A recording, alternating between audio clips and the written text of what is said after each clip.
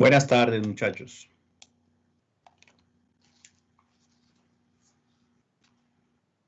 Buenas tardes, doctor.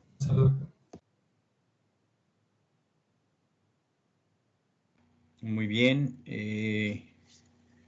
Les agradezco a todos su presencia este día importante que nos invita mucho a la reflexión y todo lo que hay que caminar como sociedad, ¿no? Luchando por lo que hemos mencionado mucho en esta clase, por esas inequidades que es necesario seguir venciendo.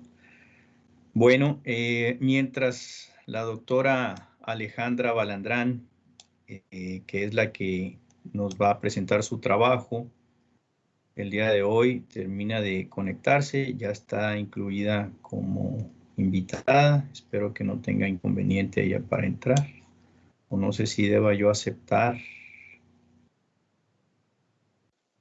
Yo ya la incluí, pero pues no sé si ella aparezca por acá de repente.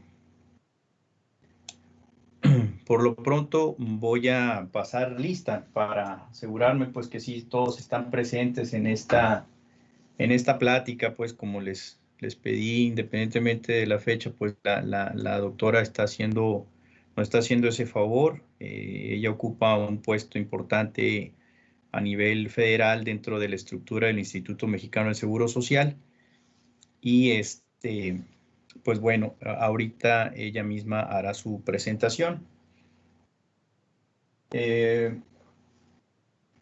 Aguilera Duarte, Luis José. Presente, doctor. Aguirre Bañuelos, Ramón. Presente. Tadeo Calleja López. Presente, doctor. Ronaldo Félix Olivas. Presente, doctor. Ariadna Fontes Cepeda. Presente. Vianey Gamboa del Castillo. Presente. Krishna Hernández Mercado. Presente.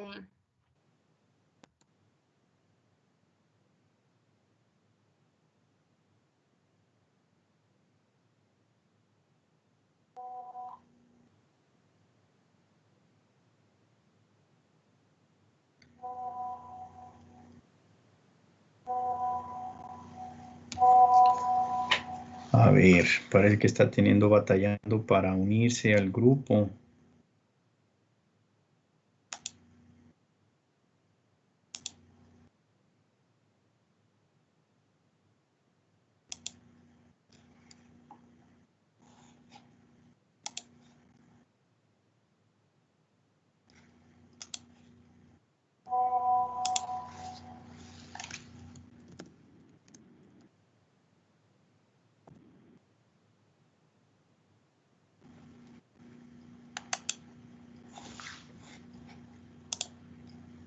A ver, esperemos.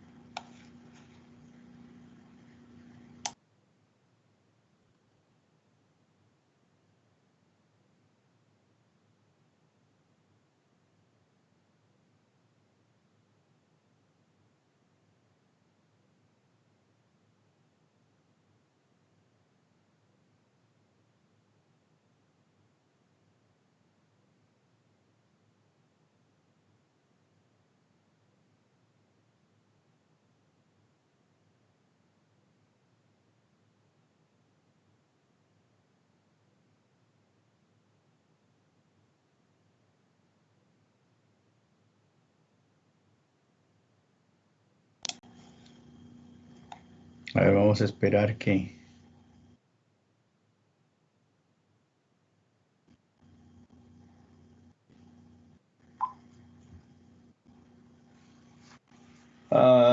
Krishna Hernández, entonces, ¿sí? Sí, doctor, ya había dicho presente. Perdón. Diana Leverda, Presente. Mariela Mesa, Presente. Diana Luisa Molina, Presente. José Carlos Ocampo. Presente. Presente. Sí, sí, Diana Luisa. Verónica Paredes, Presente. Julián Ignacio, Presente. ay, caray.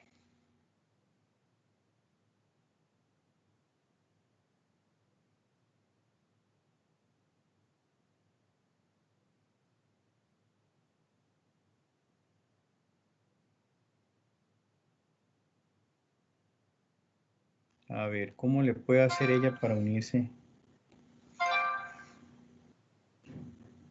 Pone la liga aquí. Ah, ya. A ver, permítanme, ¿eh?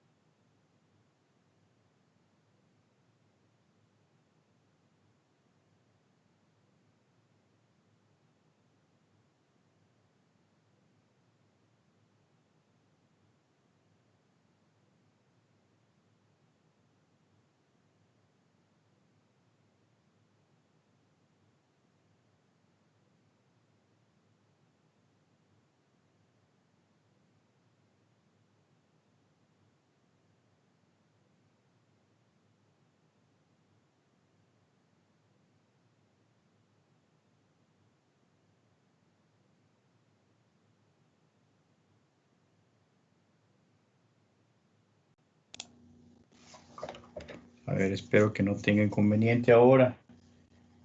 Juan Antonio Ríos, Apodaca. Presente. Cristian Rivera. Presente. Ahí está la doctora ya. Hola, doctora, buenas tardes. Estás en silencio. Muy bien, nomás. Buenas tardes a todos. Si escuchan.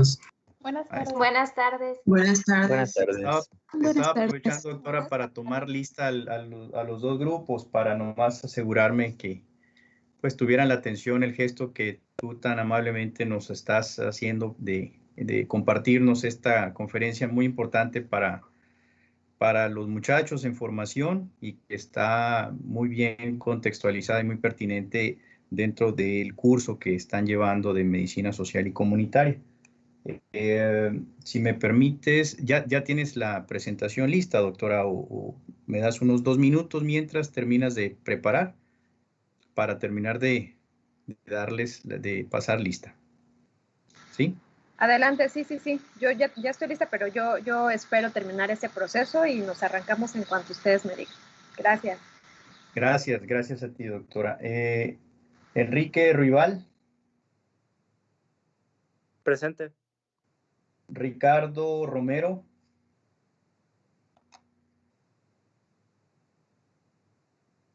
Ricardo no se Presente. encuentra. Gracias, No, Ricardo. aquí estoy. Fidel Uriarte, Presente, doctor. Daniel Valadez, Presente, doctor. Arturo Villanueva Presente. y José Wong del primer grupo. Presente. Muy bien, segundo grupo, Hugo Blanco, Presente. Bárbara Castro, Presente. Edgardo Cuesta, Presente. Presente. Raquel Dávila, Presente. Elizabeth Espinosa. Se está conectando, doctor. Tiene problemas para entrar a la llamada. Ok. Lilia Alejandra Figueroa. Presente. Carmen Gándara. Ya te vi. Presente. Kiara Lázaro. Presente. Marco Aurelio Lizárraga. Presente, doctor. Eric López. Claudia Presente. Dulce María Maldonado. Presente. Ricardo Montes. Alexander. Presente. Mariel Moreno. Presente. Luis Francisco Muñoz. Presente. Abigail Núñez. Presente. Iraíz Ocaña. Doctor, Iraíz tiene problemas con su internet, pero va a tratar de entrar un poquito más tarde. Ok. Ay, qué curioso. Bueno, Luz Beatriz Ortiz. Presente. Luz Karina Reyes. Presente. Ángela, ya te estoy viendo. María Fernanda Telles. Presente. Osvaldo Vázquez. Presente. Muy bien, entonces nomás quedaron pendientes Iraíz, que trae problemas, ¿no? Y Elizabeth, que también trae problemas. Bueno, sin darle más largas a la presentación, porque el tiempo de la doctora es muy valioso también, al igual que el de ustedes, así como está programado, agradecemos en primera instancia a la doctora Dulce Alejandra Balandrán Duarte. Le vamos a pedir que ella se presente para que vean que pues vamos a hacer el cambio, como les había dicho, en vez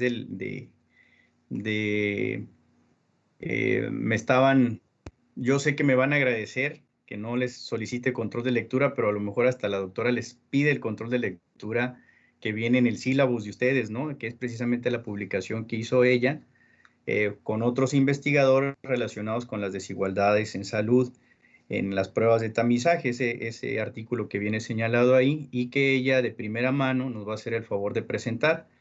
Así es que sin más preámbulo, doctora, nuevamente agradeciendo y felicitándote desde acá, con todo el gusto enorme que me da verte.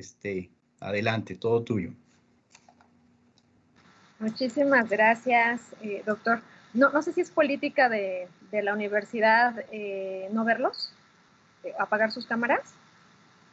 Tienes todo el derecho de exigirles que estén presentes. Digo, primero me encantaría por lo menos verlos un momento, face to face. Si me hacen el favor de activar sus cámaras.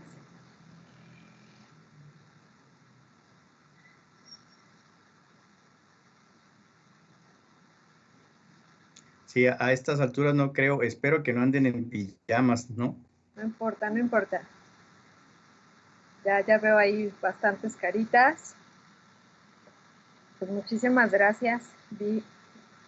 Jesús, Luz, Mariela, bueno, Ricardo no está, Diana, Juan Antonio, Daniel, Claudia. Bueno, aguántenme tantito con la cámara prendida. Digo, veo que la plataforma es estable. Déjenme generar un ambiente de confianza y sentirme que estoy justo. Digo, aunque estemos usando la tecnología, face to face, platicando con ustedes. Quisiera también decirles que pues, después de muchos años, esta es la primera vez, Héctor, que regreso a compartir un algo, particularmente con la gente de pregrado. En algún momento de mi vida fui docente para el Instituto Nacional de Salud Pública, para los alumnos de la especialidad y la maestría en salud pública, así que para mí esto va a ser un reto y el doble reto se representa por la aspiración que siempre tenemos los médicos, ¿no? Están estudiando medicina todos, ¿no? Es la carrera de medicina, ¿no? Entonces, ¿para qué nos educan a los médicos? ¿Quién me dice? ¿Alguien? ¿O yo escojo? Para curar enfermedades. Para curar enfermedades, ¿no? Y entonces la lógica o el pensamiento de nuestro sistema es entrenarnos para curar, para atender enfermedades. Pero pocos nos preocupamos por anticipar o prevenir enfermedades. Hoy México es uno de los países que tiene una matrícula comparada con otros países muy reducida en médicos especialistas y muy mal apreciada en médicos en primer contacto, ¿no? Entonces, esa sería como la primera cosa que yo dejaría de reflexión para ustedes, ¿no? La materia que ustedes están cursando es una materia que puede no resultar relevante porque todos quisiéramos estar hablando, ¿no?, del proceso de fisiopatología del proceso de tratamiento pero acá ya lo verán, la medicina social aporta mucho valor a la medicina clínica cuando recuperamos conceptos tan importantes como es el de salud, Daniel, como el de desigualdad e inequidad en salud. Me permito presentar con ustedes, pues yo soy Alejandra Balandrán, ya lo escucharon.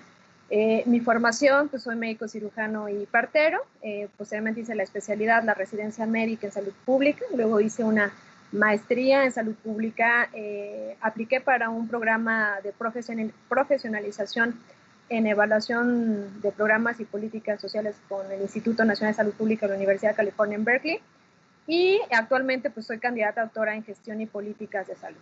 Y digo, más allá de eso, a lo mejor los principales retos a los que me he enfrentado pues son las posiciones que he tenido.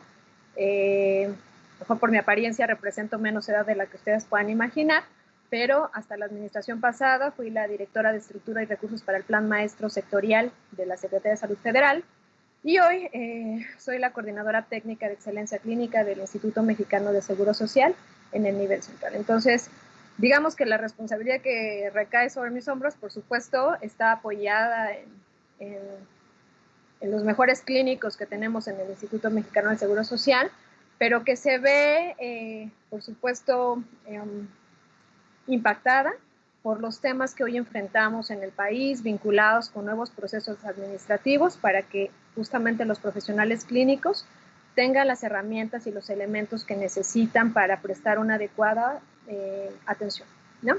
Entonces, estaré súper encantada que a lo largo de la plática me interrumpan. Bueno, aquí está la función de manita levantada.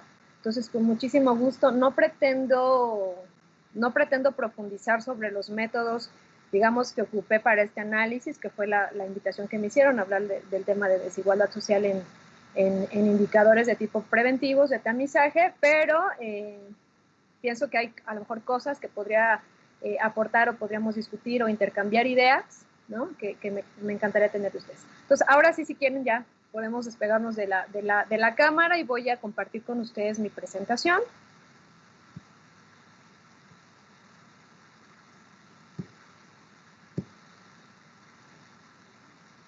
Híjole, me dice que solo los organizadores pueden compartir contenido. Te voy a habilitar, doctora, verás, permíteme.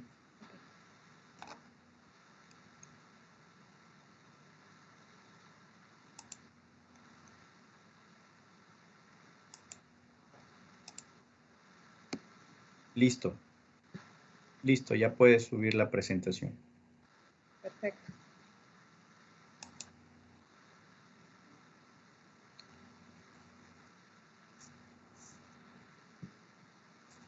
¿Cuántos alumnos tenemos conectados?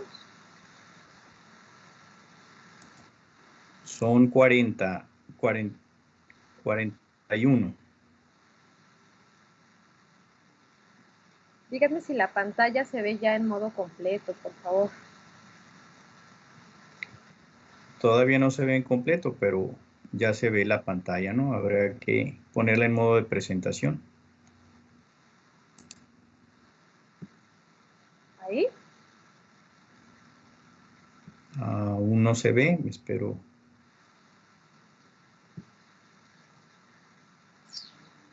No sale todavía en modo de presentación. A ver. Nos va de nuevo. Ahí en compartir.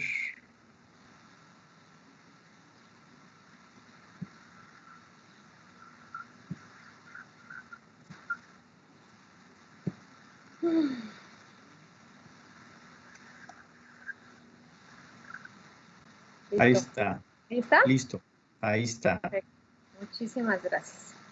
Bueno, pues entonces les decía, el tema del que vamos a hablar es sobre desigualdad social en el uso de servicios de prevención secundaria. Ustedes verán que en la publicación Se quedó como servicios de tamizaje, aunque a mí me pareció importante rescatar el papel de la prevención secundaria. Ahorita voy a decir por qué. Acá mencionaba que, bueno, es un trabajo o un análisis que en principio pues no lo hice yo solita, ¿no? Estoy acompañada de personajes que seguramente ustedes han leído, o por lo menos han escuchado algunas entrevistas, ¿no? Como dio la pandemia, el doctor José Narro, el doctor Mujica, asesor de la OPS, el doctor Luis Durán, quien es coordinador de planeación en el instituto, Malaquías López Cervantes, gran personaje de la Universidad Nacional Autónoma de México, director de la Facultad de Medicina, y algunos economistas también, ¿no? que digo, participaban muy activamente en la cosa del análisis. Entonces, la forma o la estructura general de la presentación pues, es hablarles de este proyecto de investigación que se vio reflejado en el artículo que ustedes, digo, no sé si todos lo revisaron o van a hacer el control de lectura, como les dijo el doctor Duarte, pero sería ideal que si no lo han hecho todavía, pues ya después podrían acercarse si tuviesen alguna. Entonces, el primer elemento del cual me gustaría poner sobre la mesa es el tema de la equidad en salud. Entonces, la equidad no es que sea un concepto que está de moda. La equidad en el dominio de las grandes instituciones que hablan del desarrollo de los sistemas de salud, pues se ha identificado como una temática, como un reto para las políticas de salud mundial y nacional, ¿no? Y hay varios documentos que profundizan al respecto, ¿no? Y que nos recuerdan lo importante de no solamente garantizar el derecho a la atención a la salud, que como ustedes saben está muy bien especificado en nuestra Constitución a partir del artículo 4, pero que también es importante traer el recordatorio de que hacer válido o ejercer este derecho, bueno, es un principio que los sistemas de salud deberíamos de garantizar. No sé si para este momento de su formación ustedes ya llevaron la clase de salud pública, ¿no? Si es así, recordarán lo que voy a decir ahora y si no, lo conocerán ahora. Los sistemas de salud en lo general tienen 4 funciones principales y por eso es que recuerdo la función de prestación de servicios, pero hay otras 3. ¿Quién me dice cuáles son? ¿Puedo hacer esta charla, digamos, dinámica? Son todos tuyos, doctora. Ok. ¿Quién me dice para qué más sirven los sistemas? Porque pues en México tenemos un sistema de salud fragmentado, segmentado, y entonces existe la Secretaría de Salud, pero también existen otras instituciones de seguridad social como el Instituto Mexicano del Seguro Social, como el ISSSTE, como Pemex, como las Fuerzas Armadas, como los servicios privados, pero al final, ¿cuáles son las acciones que deberíamos de ejecutar en conjunto los sistemas de salud? ¿Se lo han preguntado antes? ¿Alguien? ¿No? ¿Idea? Que todos tengan el mismo alcance al servicio de salud. La prestación de servicios y la prestación de servicios con equidad definitivamente es una de las funciones importantes, pero fíjense que no es la única función. Hay otras 3 funciones que tienen que ver con la rectoría, la formación de recursos humanos y la forma de financiamiento de los sistemas, ¿no? La formación de recursos humanos, ¿por qué? Porque ustedes saben, los sistemas deberíamos de estar desarrollando, perdón que haga todo este gran paréntesis, pero lo hago un poco saltándome toda esta brecha de conocimiento que yo no sé si conozcan o no, pero es importante que la conozcan, es un buen momento para conocerla. Y mucho más si nos dedicamos a la salud, porque de pronto estamos en un área clínica y no comprendemos o no alcanzamos a ver la naturaleza de lo que representamos en una institución o en un sistema de salud. Entonces, la prestación de servicios es la más importante. La rectoría, que tiene que ver con las acciones de gobernanza que se establecen de manera genérica en un país o en una institución.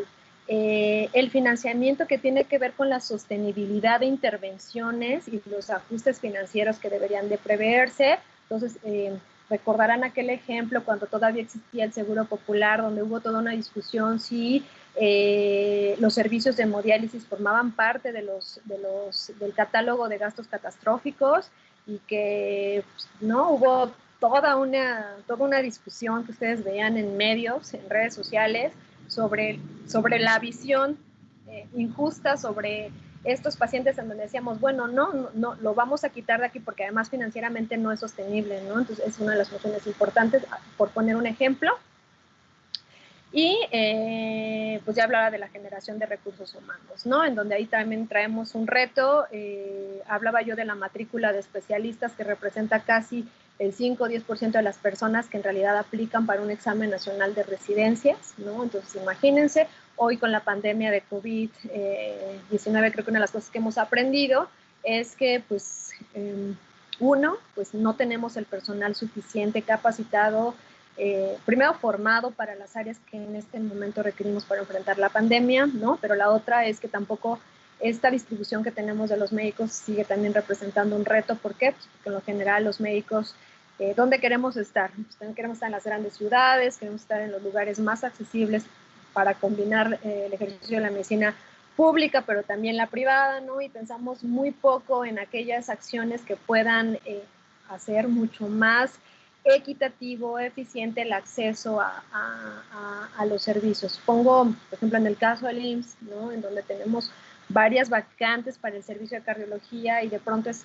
sorprendente cómo es que hay, por ejemplo, estados, Baja California, en donde no representan ser ciudades, sí, ser entidades atractivas para nuestros profesionales de salud porque no hay una infraestructura donde ellos puedan, ¿no? Como moverse en el ambiente privado. Pues, ¿qué recordamos? Pues también el tema que tiene que ver con los salarios, ¿no? Dignos, en donde pues nuestros médicos puedan tener una mejor percepción salarial en la que no tengan que estarse desplazando de un empleado a otro, ¿no? Bueno, eso también es hablar de equidad o de inequidad, ¿no? Bueno, la otra cosa es que, bueno, decía acá, las inequidades en salud se han definido de manera genérica como desigualdades injustas y prevenibles. Y aquí decía yo que este concepto es diferente a la inequidad. Y hay un error porque es diferente a la desigualdad. ¿Por qué? Porque hablar de desigualdad e inequidad tiene en sí mismo un concepto importante que tiene que ver con un juicio. Y el juicio, si bien puede ser arbitrario, en realidad corresponde al no dar oportunidades o las mismas oportunidades a aquellos que más lo necesitan, ¿no? Entonces, les pongo, bueno, para que lo reflexionen, si hoy ustedes fueran los secretarios de salud de Sonora, y tienen una bolsa de recursos y entonces tienen que decidir si esa bolsa de recursos se otorga para la atención de niños que tienen el diagnóstico de leucemia versus personas que viven con hemofilia, ¿a quién le darían el financiamiento? ¿Quién me contesta?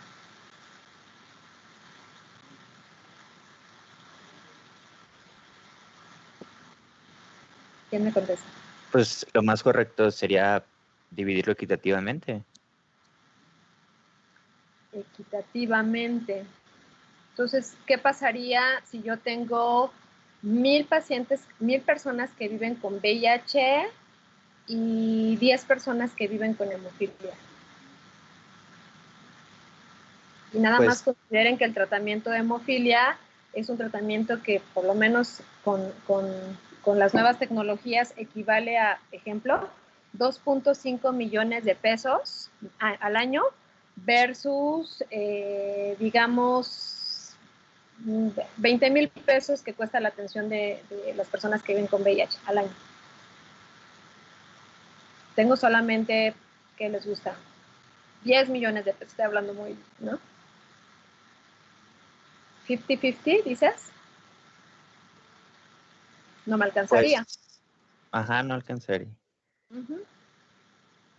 Entonces, pues no se tiene que asegurar el bien mayor de la población. Hoy ustedes son secretarios. Hoy ustedes, alguno de ustedes es secretario de salud y usted tiene que tomar una decisión. ¿En qué va a fundamentar su decisión? La decisión de su compañero de, bueno, pues, a la mitad, ¿no? Pero ya vimos que pues, ni a la mitad nos alcanzaría. ¿Qué otro criterio podríamos tomar?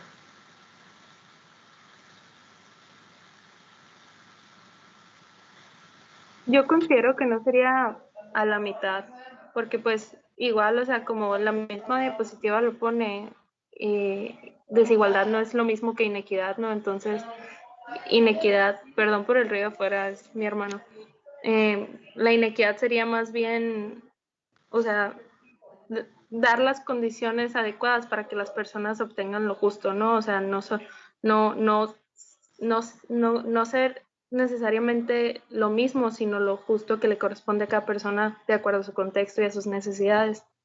Entonces, o sea, se tendría que tomar eso en cuenta. Por ejemplo, no porque sean solamente 10 personas con hemofilia, vas a, nomás contra, no sé, 100 personas con VIH, vas a dejar de atender a las 10 personas con hemofilia. Entonces sería tener en cuenta eso, no sé si me expliqué. Al final ustedes tienen que tomar una decisión.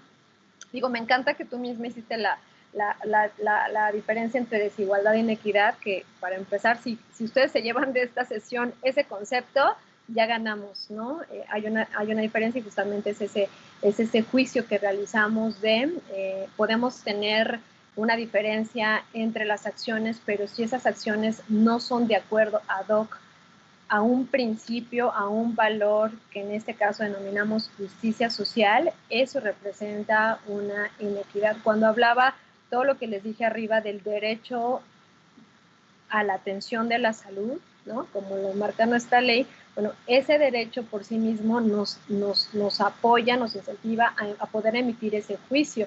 Sin ese derecho nosotros no podríamos casi que en salud hablar de inequidades, o por lo menos desde ese punto de vista, ¿no? La pregunta no es sencilla y se me hace que a lo mejor, doctor Duarte, le voy a catafixiar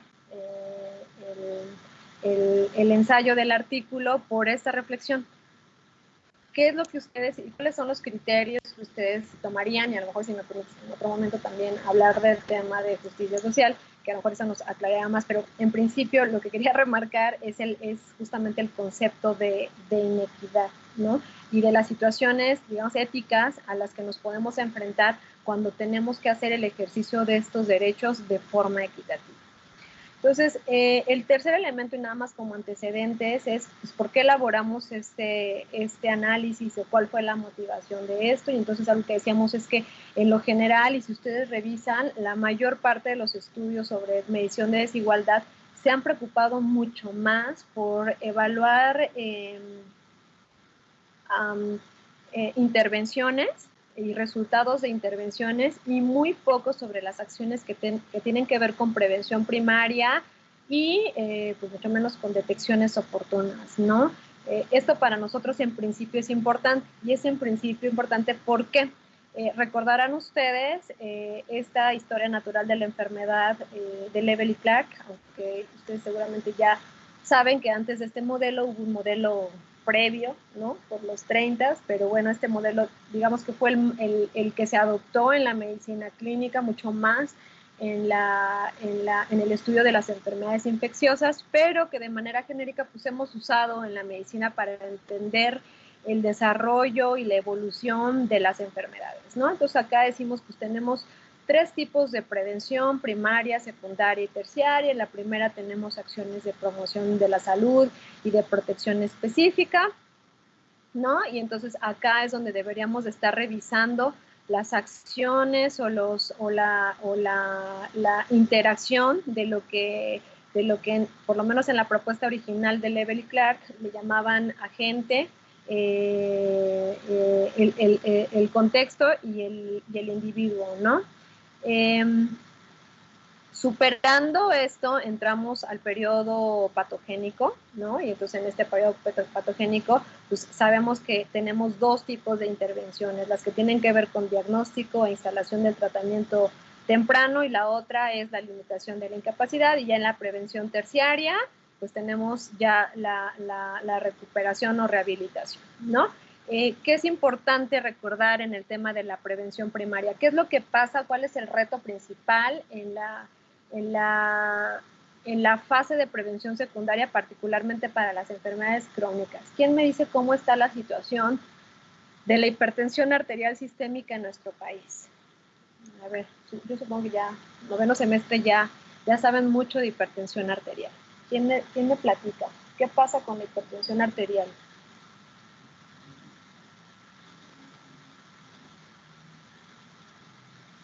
¿Quién me dijo? Pues yo algo interesante que leí cuando recién comenzaba a leer hipertensión es que gran parte de los pacientes, o sea, hay muchos pacientes que están diagnosticados con hipertensión, pero de todas esas personas que están diagnosticadas, son muy pocos los que están realmente en tratamiento, y de esos son todavía más pocos los que realmente están controlando su presión. Entonces, ¿cómo se llama usted, perdón? Yo me llamo Ricardo Romero. Ricardo, esto que dijo Ricardo es súper importante, nada más que lo que no nos dijo fue la dimensión, y ahí es donde quiero que prestemos atención. Hoy en México, la prevalencia más o menos de hipertensión arterial está por ahí del 30%, ¿no? Un poquito más arriba. Por lo menos resultados de la Encuesta Nacional de Salud y Nutrición 2018 revelaron que de esos pacientes que tenían cifras de presión arterial superentes de hipertensión, casi que el 50% de ellos no conocían su condición, ¿no? Entonces, al no conocer su condición, y recordarán ustedes, seguramente todavía les tocó el concepto de las enfermedades silenciosas, pues, ¿qué pasa cuando tienes un paciente con esta condición, o por ejemplo con diabetes, que no detectas oportunamente? ¿Qué es lo que ocurre?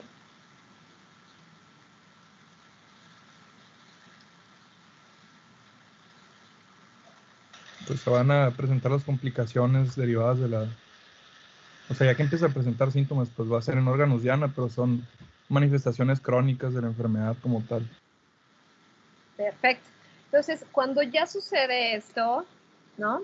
Pues resulta que ya lo que tenemos, pues justamente es el efecto o el impacto en la carga de la enfermedad. ¿Cómo traducimos la carga de la enfermedad? Uno, pues en la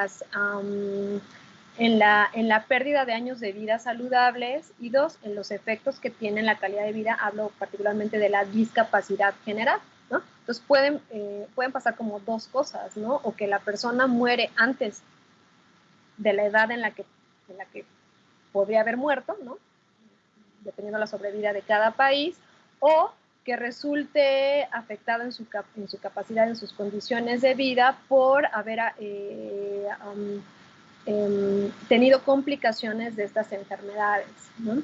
Esa es la razón por la que se cobra, pues, sí, particularmente relevancia en la detección y tratamiento temprano, ¿no? Y que de pronto, pues ahí vamos subestimando, ¿no? Y les decía yo otra vez, perdón que insista con esto, ¿no?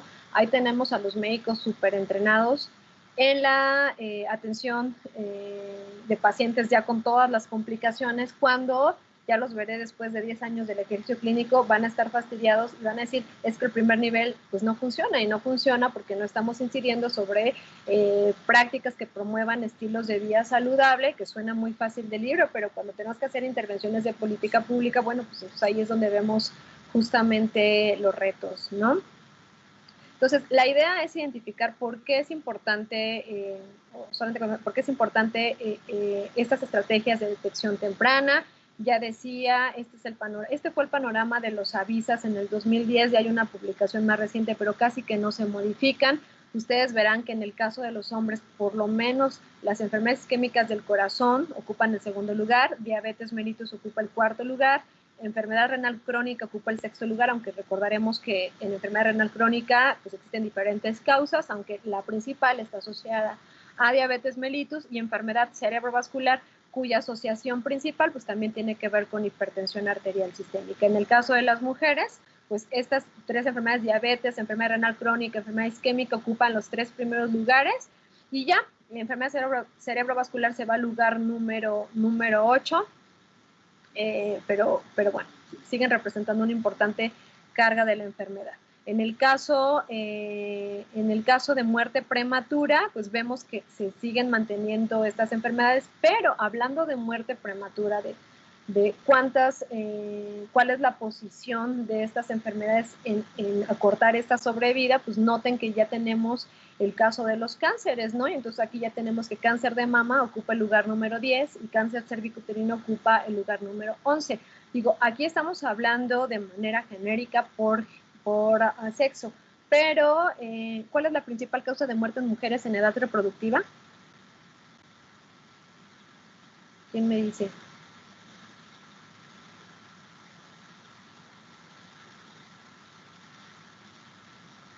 ¿Quién me dicen?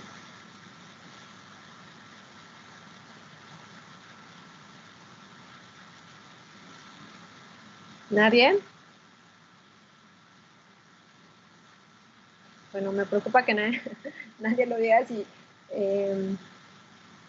ustedes, si el programa es más o menos parecido a la formación de otros médicos, pues también van a tener un año de servicio social en donde ustedes van a estar encargados de una unidad médica, ¿no? Entonces tendrán una población a su cargo y a lo mejor esto parecen solamente números, ¿no? Pero hay elementos, digamos, de la epidemiología que deben de recordarse, que debemos de tomar en cuenta a la hora de tener pues, justamente a un paciente, porque el problema con esto, y hablaba otra vez de la detección temprana, es que no tenemos, si no manejamos una adecuada estrategia sectorial, institucional, de tamizaje, pues no esperamos a que lleguen las personas con la enfermedad, ya es muy tarde. El cáncer de mama, el cáncer cervicuterino son las principales causas de muerte en las mujeres en edad joven, ¿no? Por eso hay toda una iniciativa, toda una preocupación en el país por ello. Digo, hay varios estudios que siguen encontrando nuevos o siguen fortaleciendo el conocimiento de los factores de riesgos asociados a, ¿no? Pero acá lo importante es decir cuándo y en qué momento estas personas deben de ser tamizadas y por qué, ¿no? Ni qué decir del cáncer de próstata. El 80% de los hombres que tienen cáncer de próstata llegan en etapas muy tardías, ¿no? Cuando ni siquiera tuvieron la oportunidad de tener una medición de antígeno prostático ni basal ni subsecuente, ¿no? Entonces, son como los conceptos que solo por epidemiología es importante que nosotros manejemos. Entonces, regresando al tema de qué otras cosas o qué otros conceptos, a lo mejor aquí ya no me voy a meter tanto, porque ya profundiza sobre los métodos que nosotros ocupamos. Pues lo primero, a lo mejor lo que tienen que saber ustedes de manera general, es que existen muchas formas de medir la desigualdad y muchos niveles de evaluar su complejidad, ¿no? Acá hay un conocimiento muy importante de las ciencias, particularmente económicas, ¿no? Para medir desigualdad. Ustedes saben que hay indicadores sociales que ya traen han escuchado hablar seguramente del índice de Gini, ¿no? Que es como de los más conocidos, en donde hay toda una metodología para estructurarlo. Pero bueno, la relevancia de estos métodos pues tiene que ver más bien, en principio, con lo que queremos decir y con la disponibilidad de los datos que tengamos, ¿no? Acá decía que también existen diferentes clasificaciones basados en la unidad de medición, ¿no? Que puede ser a partir de datos individuales o también de datos agrupados, en tiempos, en saber si tenemos una serie de datos, ¿no? O en realidad tenemos un tipo de estudio que más bien obedece a cortes transversales, ¿no? Y decía aquí que la elección del método pues depende principalmente del objetivo que pretendemos realizar, ¿no? La recomendación que ha hecho la organización principalmente la Organización Mundial de la Salud, es que en la medición de desigualdad tomemos en cuenta por lo menos una métrica absoluta y una métrica relativa, una métrica de brecha y una métrica de gradiente, y que consideremos que estos estratificadores sociales tienen que tener cierta consistencia en el tiempo, ¿no? Es decir, si yo quiero ver o quiero evaluar la medición de la desigualdad en 2016, ¿no? Y entonces yo tomo la cobertura que tuve, ejemplo, ¿no? De vacunación en ese año, yo no puedo tomar como un estratificador social, por ejemplo, el nivel de pobreza en el 2000, ¿no? Pues a eso nos referimos con guardar esta correspondencia, esta congruencia entre la información para no atribuir efectos o condiciones que no estén vinculados a, ¿no? Entonces, el objetivo de este trabajo pues fue estimar la magnitud de la desigualdad social en el uso de 5 pruebas de tamizaje solamente en adultos de 20 a 59 años. Entonces acá lo que ocupamos fue primero el nivel socioeconómico, que se midió a partir de diferentes preguntas que tienen que ver con ingreso y capacidad de pago, ¿no?, de las personas, los años promedio de escolaridad, si las personas se reconocían o no como hablantes de lengua indígena para medir de una manera aproximada etnicidad. Ya hablaba también de la escolaridad, entonces ya no era el caso. Y el desempleo, ¿no? Esos fueron los principales estratificadores, y bueno, los indicadores que ocupamos o los que eran de nuestro interés evaluar, pues era justamente la detección oportuna de diabetes, la detección oportuna de hipertensión, que es la toma de presión arterial, la mastografía, el Papa Nicolau y la medición de antígeno prostático, ¿no? Fueron estos 5 indicadores. Entonces, bueno, ¿de dónde partíamos, no? Y entonces, sabemos que México tiene como otros países, tiene la característica que cada 6 años, a partir de la integración de recursos que vienen de diferentes instituciones, principalmente de la propia Secretaría de Salud, se programa la Encuesta Nacional de Salud y Nutrición, ¿no? Esta encuesta, ¿algunos de ustedes lo han encuestado, por cierto? ¿Nadie? Del INEGI nomás, doctor. Del INEGI nada más. Bueno, el tema de estas encuestas o el valor que aporta este tipo de encuestas justamente es que son encuestas que se realizan en casa, ¿no? El encuestador acude al domicilio, entonces digamos que no ocurre el sesgo de que cuando, por ejemplo, tú vas a una unidad del IMSS y entonces va el encuestador y te pregunta, ¿qué le pareció el servicio? Pero pues si tienes al médico, a la enfermera ahí enfrente, pues muy probablemente tu respuesta estará sesgada por el entorno que te rodea, por la cercanía que tengas ahí del profesional de la salud o por otros factores que puedan sesgar tu decisión. Acá estamos hablando de una encuesta que además tiene una selección aleatoria de hogares, ¿no? En esta selección aleatoria, bueno, pues se toman estas familias y de las familias se selecciona un miembro, depende del grupo de edad, de la familia. Entonces, digamos, si es una familia que tiene, por ejemplo, personas que están en el grupo de menores de 5 años, bueno, pues entonces también se hace un proceso aleatorio, se selecciona al niño, obviamente se le pregunta a la madre. Para otro grupo es el de los adolescentes de 10 a 19, el segundo grupo es de los adultos de 20 a 59 años, y finalmente también se hace un abordaje para evaluar, digamos, la salud de los adultos mayores, ¿no? Que hablo de los 60 años y más. Por lo menos hasta la ENSANUD 2012 pusieron una encuesta que tenía tamaños muestrales impresionantes, ¿no? Acá yo lo decía, en la ENSANUD 2012 se entrevistaron más o menos 58,000 personas, ¿no? 1,719 viviendas por entidad federativa, y bueno, no solamente se vio cómo se comportaban o cuáles eran los resultados de estas personas en lo urbano, también tuvo representación rural, ¿no? En el caso de la ENSANUD, pues también la muestra fue bastante grande, a diferencia que en este caso hubo un ajuste por lo menos para 3 entidades, y acá hubieron 48,600 encuestas, ¿no? Entonces podemos decir que esta fotografía que tomamos en el tiempo pues representa muy bien la situación que tenemos en el país.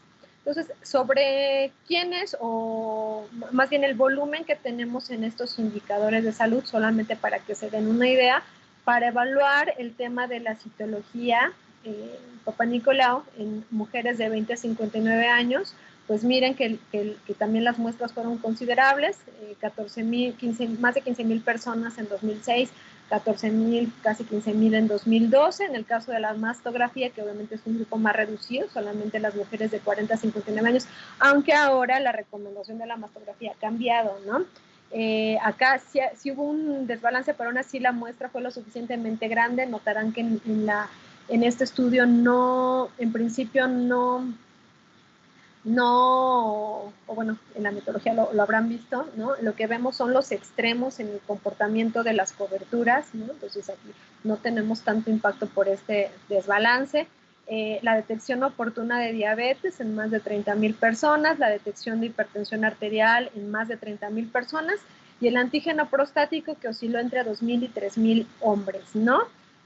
También para el tema de los estratificadores sociales, pues lo que se ocupó fue un indicador socioeconómico que está muy apegado a las propuestas que tiene particularmente CONAPO, los años promedios de escolaridad, ya, bueno, ya decía yo de estas variables, ¿no? De etnicidad y desempleo. Entonces, ¿qué fue lo que al final propusimos cuando decíamos, bueno, tenemos que tomar una medición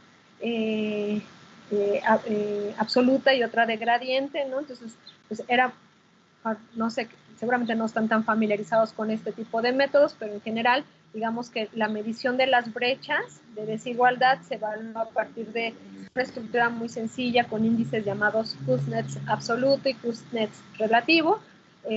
Otra forma para evaluar gradientes es el índice de desigualdad de la pendiente y también el índice de concentración en salud. Entonces, acá lo que les muestro, digamos que quité todas las estructuras matemáticas para que se entienda mucho más fácil cómo es que se analizaron estos datos. A lo mejor ya ustedes llevarán estadística y podrán hacer varios ejercicios, pero lo que quiero que tomen en cuenta es que este tipo de análisis no son análisis, digamos, complejos, ¿no? Son análisis que deberían formar parte de la estructura del sistema de monitoreo y evaluación de los sistemas, porque de pronto por no estar tan familiarizados con esto, pues dejamos de realizarlos. Lo que ocupamos para evaluar por lo menos estas métricas es primero identificar cuál es la población o el denominador que tenemos para ese indicador, ¿no?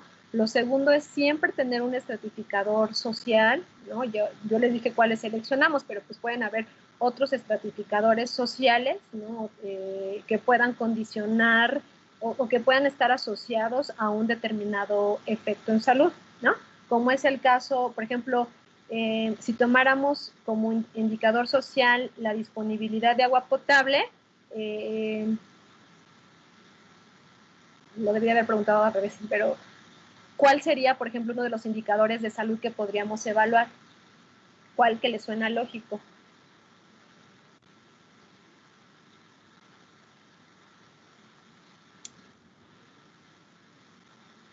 Enfermedades gastrointestinales. Exactamente. Enfermedades diarreicas agudas. Doctora, 5 minutos quedan de la hora, no sé si... Ok, ya voy.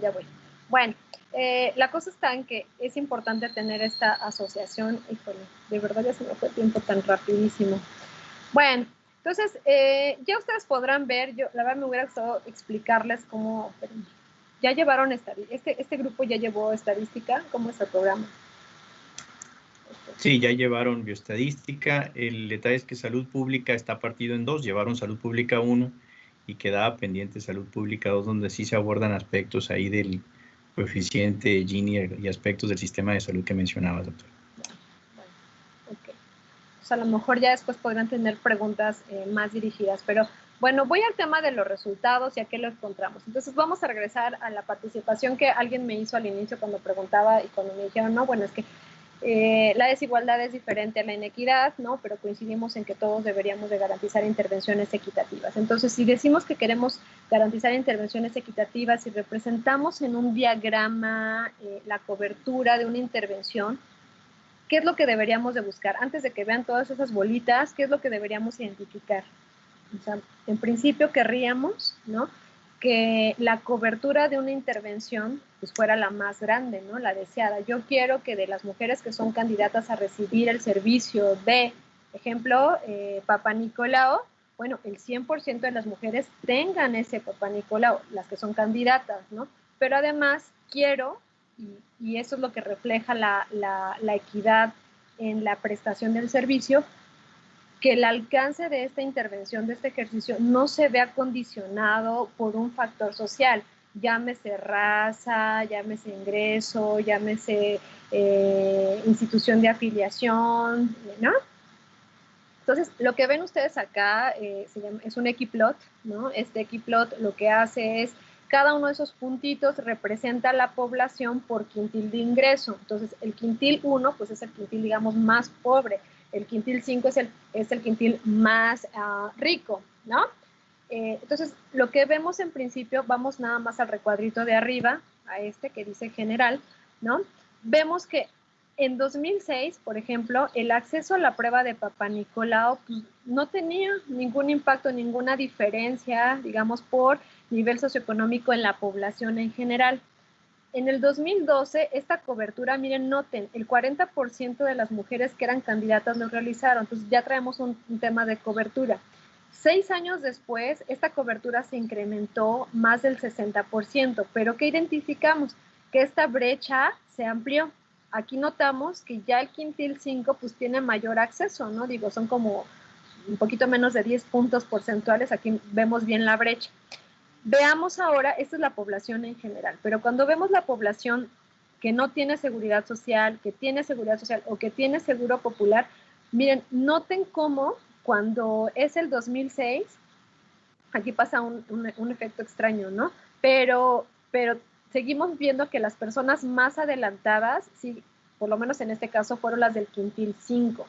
Cuando llegamos al 2012, noten, ¿qué es lo que pasó? Que incluso el quintil 1 superó la máxima cobertura que teníamos antes en el 2006 del quintil 1.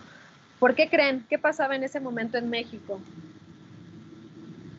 ¿Qué pasó en ese momento en México? ¿Alguien lo recuerda?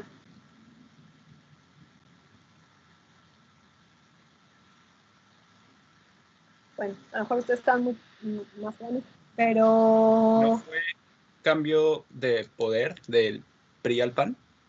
No, bueno, depende de los cambios políticos. Recordarán que por ahí hubo un programa social de transferencia condicionada llamado, ahora se llama IMSS Bienestar, antes se llama IMSS Prospera, fue IMSS Oportunidades y antes Solidaridad, ha cambiado por muchos nombres, ¿no?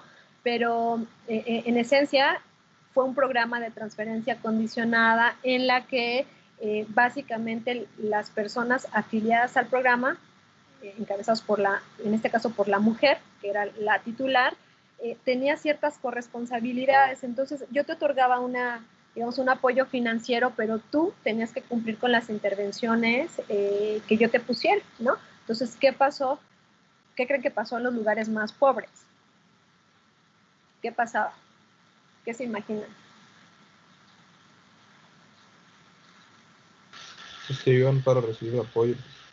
Claro, ¿no? Entonces, si yo tenía que escuchar la plática, si yo tenía que pasar listas, si yo tenía que hacerme el Papá Nicolau, si yo tenía que ir a mi detección de cáncer, ¿no? O de diabetes mellitus y hipertensión, yo iba y yo cumplía con las intervenciones porque esta transferencia condicionada, obviamente en esta posición social en donde yo de alguna manera soy vulnerable, pues claro que funcionaba, ¿no? Y hay muchos artículos publicados sobre el efecto de estos programas de transferencia y eso podría explicar este fenómeno que sucedió para México, ¿no?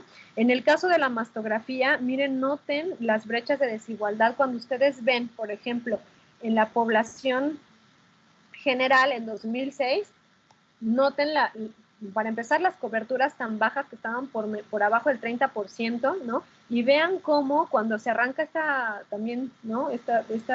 Ni siquiera fue una campaña, pero sí fue una intervención muy bien hecha de concientización para el cáncer de mama. Noten cómo México llega hasta por encima del 60%, ¿no? En todos los casos, aquí lo vemos más claramente.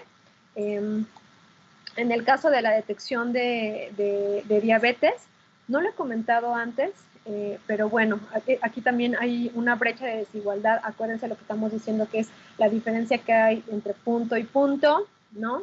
Del más pobre al más rico, pero además de las brechas que existen y de la baja cobertura, ¿qué es lo que ustedes observan con esta representación entre las instituciones? ¿Qué observan? ¿Qué se observa fácilmente?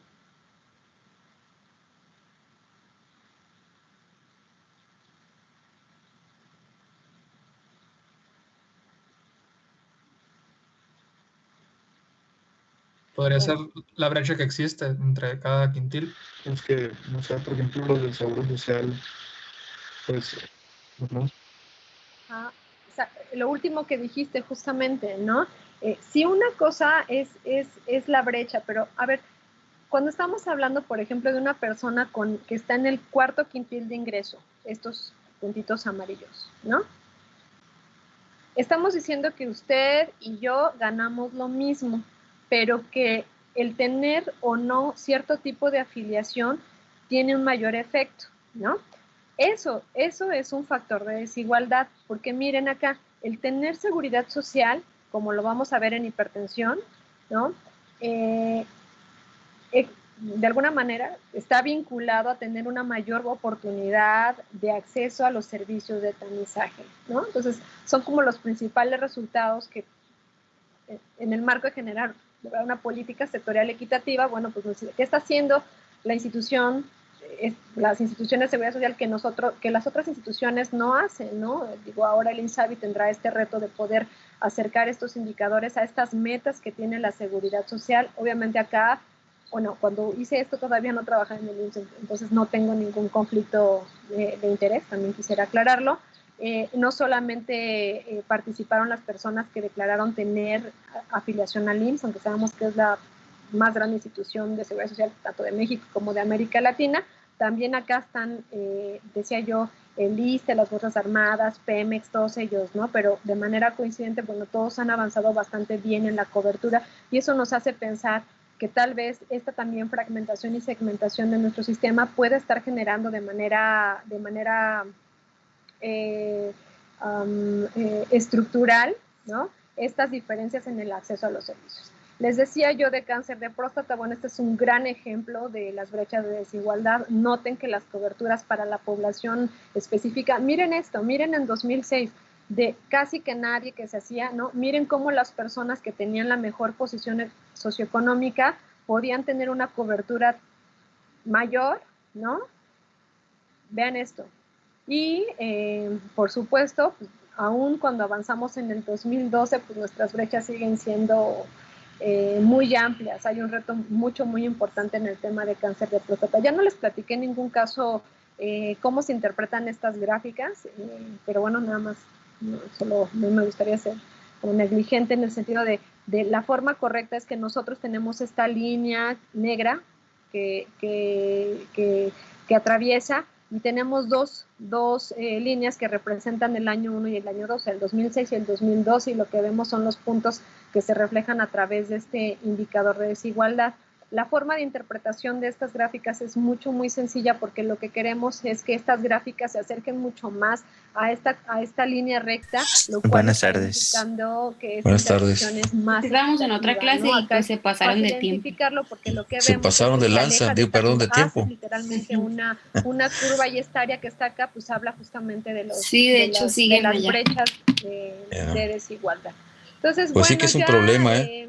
Porque el lo que sea importante es por ahora cómo videoconferencia no quiere decir traducimos que va a en ser una a forma la de hora que escenarios que nos ellos permitan se tomar desocupen. decisiones, ¿no? Entonces hay dos maneras. Sí es un Yo problema. traté de insistirles en que tenemos Igual, que si ver programa uno.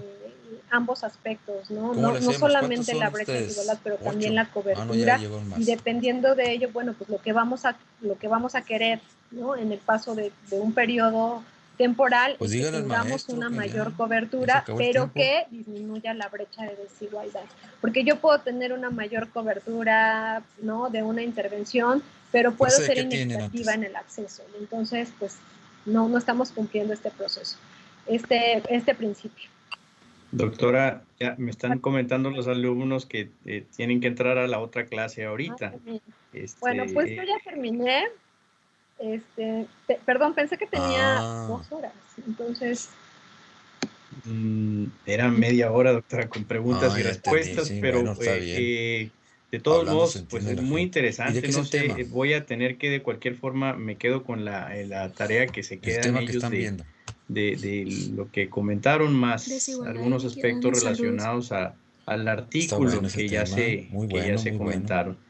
Valdría la pena Me da escucharlo. mucha pena, pero bueno, Tema que ellos me si gusta no y que tuvieran también de una manera enseguida la pues otra lo clase conozco, que tienen ahí. ¿sí? no, El jueves era cuando teníamos teníamos disponible hora y media, desafortunadamente no parte de se mi pudo. perfil De también. verdad una disculpa porque también es una falta de respeto Este, para ellos. Yo les dejo sé- mi sé correo sobre eso. electrónico Está que es interesante, ¿eh? Está interesante. Bueno, pues ale.balandram.info@gmail.com. pues me mandaron Por también supuesto que un estaré recado encantada de escuchar de todas que sus mañana preguntas. iban a Creo que hacer más una bien huelga, lo ¿no? más interesante de mi vida es en lo que trabajo. Digo, por supuesto, las investigaciones son muy buenas, lo Somos que he la voz de escrito las que también ya por no ahí. están. Héctor, si puedes compartirles el libro que Que se va a haber una huelga publicó mañana, ¿no? en la Por la OMS. cuestión de la Creo que es algo muy solidaridad bueno por para la cuestión socializar en este grupo, pero la más protesta allá, de creo los que yo estaré feminicidios, encantada de por cuestión de escuchar desde la feminicidios, si estoy visión bien, de los Sí. alumnos que tienen que pero es lidiar con la mañana, ¿no? realidad de nuestro sistema. O sea que A las ver, mujeres doctora, se ¿por van a qué no tomar el tenemos día, A? ¿Por qué no tenemos B? ¿Qué le parece si hacemos esto? Estaré ¿no? encantada de escucharlos. Así que muchísimas gracias. Digo, no estoy en Y pues contra, ahí está nomás mi estoy correo preguntando. electrónico y ¿Está gracias. bien? Si están enterados, porque me mandaron un correo Muchísimas de una gracias, doctora, persona, nuevamente, y pues Raquel, despido creo a que los fue la que me alumnos lo que mandó. tienen que entrar a la ¿Sí otra fue clase. Raquel? Si me permite, doctora, antes de Sí, salir ya nomás todos ya para están ponernos de enterados. acuerdo ya al Ah, final. bueno, Gracias, ok. muchachos, ya se pueden Bueno, desconectar. bueno. Entonces, Ya hay que dar a la no hay grabación. problema. Muchísimas Después gracias. así que Muchas gracias. Gracias. así, Gracias, como doctora. dicen, ponernos de acuerdo, no hay bronca. Gracias, buena tarde. Bueno, ¿cómo le hacemos? Yo creo que somos muy, bueno, a ver, ¿cuántos son? Ya se están conectando los